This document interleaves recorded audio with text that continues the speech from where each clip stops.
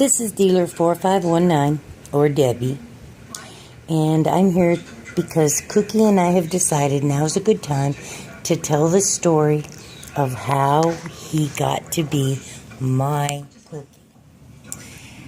Well, it's a long story, but to make a long story short, I was helping some people in Texas with the City of Irving Animal Shelter's Facebook page.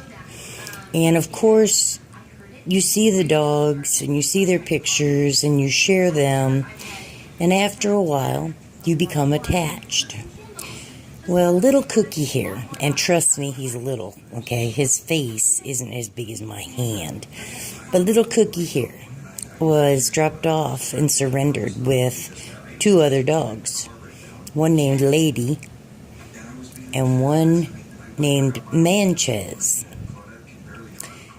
So once in a while, the girls that volunteered there and took the pictures, and they were also helpers on the Facebook page, they would take them all three out and let them play. And that's when Cookie's true self would shine through. But he wasn't a big fan of other people. He wasn't a big fan of, anybody really. And he liked Angela and he liked Robin. But he got adopted out once. And I don't know if they had another dog or what happened, but they brought him back because he was snippy. Well, they kept him for less than 24 hours. So he was scared. And he was also away from his Lady and Manchez, who he had lived with probably all of his life because he was youngest. And I guess to shorten this story, Manchez got adopted and Lady got adopted. But they left poor Cookie behind. And that was sad, because poor Cookie began to deteriorate and he didn't like anybody except Angela and Robin. And they put him on the list. Well, the list is where you go if you're going to be put down, the code red list. And I shared his picture, and nobody was interested in having this dog. So I knew that they were supposed to put him down on a Friday night, and I called the shelter manager. Now, I don't live in Texas. I live in Alabama.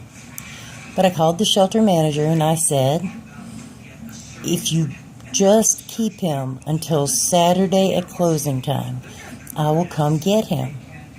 And her name was Sandy. And she said, Debbie, I know you're trying to do the right thing, but he's snippy. He probably will bite you. He's scared. And he's just not good with any other people or animals. And I said, listen, I am me. And I can make a home for that little Cookie. And she said, okay, if you're here by Saturday at 5, we'll keep him alive. I said, oh, I will be. So I went to bed at like 7 o'clock that night. And I slept until 2 in the morning. At 2 in the morning, I got up and I got in the car and started driving at 3 a.m. It took me from 3 a.m. to 3 p.m. to drive from where I live in Alabama to Irving, Texas, which is near Dallas. And I walked in and I found Robin, and she handed me a leash with him on the end, and boy, he didn't like anything. But he kept running, and he got out of his leash, and then we had to chase him around. But it all worked out that I got to bring my Cookie home. And also, since I was going to Irving, a wonderful lady in Virginia wanted to adopt a dog, and he was part collie and beautiful. So I picked him up too. And I came home and I slept. I drove another 12 hours home, and I slept about 5 hours.